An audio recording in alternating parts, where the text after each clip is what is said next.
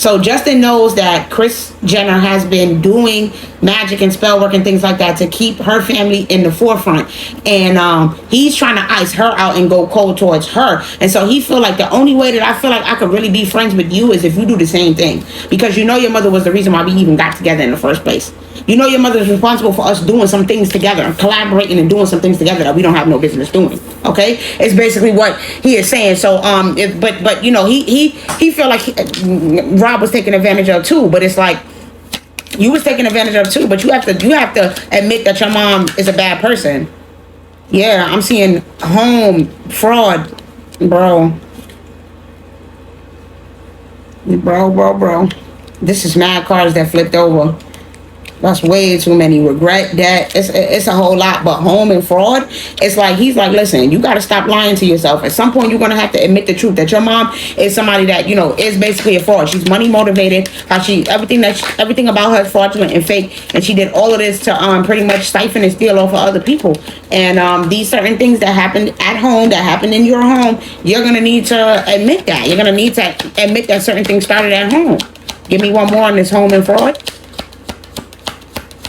I just thought of somebody else's name. Oh my God. So now I'm going to have to do a video on Jaden Smith. Lord Jesus. Boy, oh boy, oh boy. The fact that I even heard Jaden Smith's name in my head just now, there was a lot of things that these young boys was doing when they was young because their parents was basically giving them up.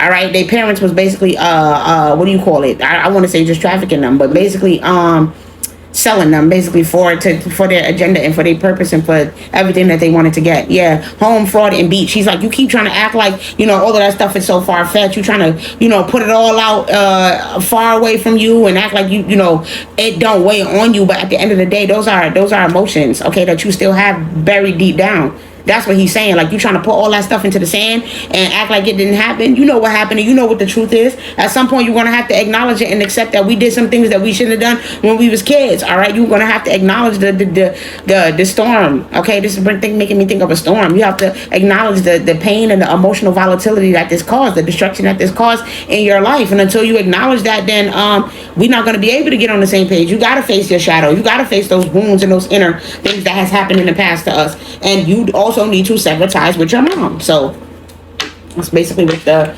relationship is like between Justin Bieber and Rob Kardashian.